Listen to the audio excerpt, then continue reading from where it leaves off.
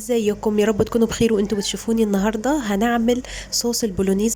ده تعمله منه لازانيا او مكرونه بالبشاميل او مكرونه سباكيتي بالبولونيز، طعمها حلو قوي.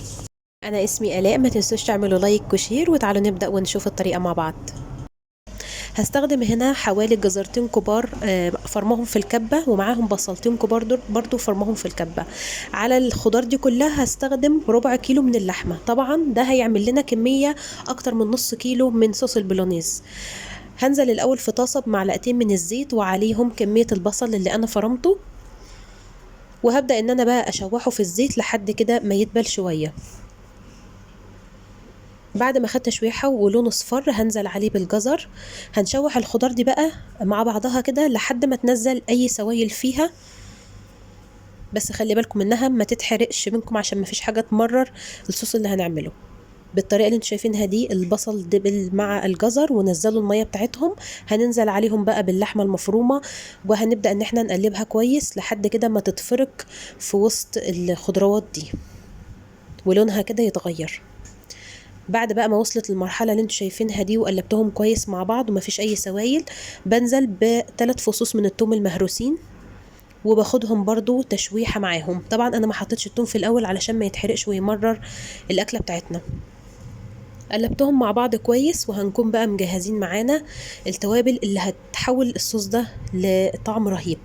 ضفت معلقة صغيرة لكل من الكمون، ارفع على جنزبيل وبابريكا وفلفل اسود وكزبرة. اللي عنده زعتر يحط، انا ما كانش متوفر عندي.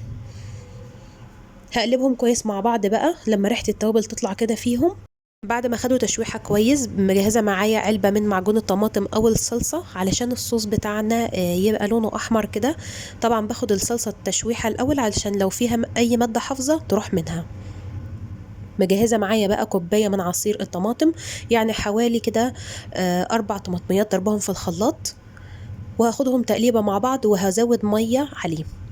هنبدأ بقى نملح كويس وبس. على كده هنسيب الصوص ده، هو بيتساب ساعة ساعتين علشان كده كل الخضار اللي فيه تتهري مع اللحمة ويطلع كده طعمه حلو. انا يا دوب سبته ساعة، وكل ما كان ينقص منه المية بضيف لحد بقى ايه ما يستوي كويس وبس على نار هادية. بعد ما استوى كده وعدى عليه تقريبا برضو اقل من ساعة، بقى بالشكل التحفة اللي انتوا شايفينه ده.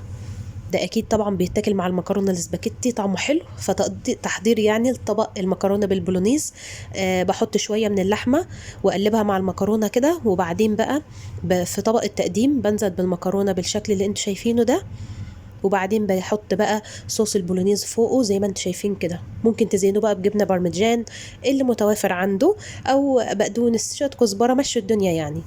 يا رب تكون عجبتكم الطريقه. اشوفكم على خير في فيديو جديد.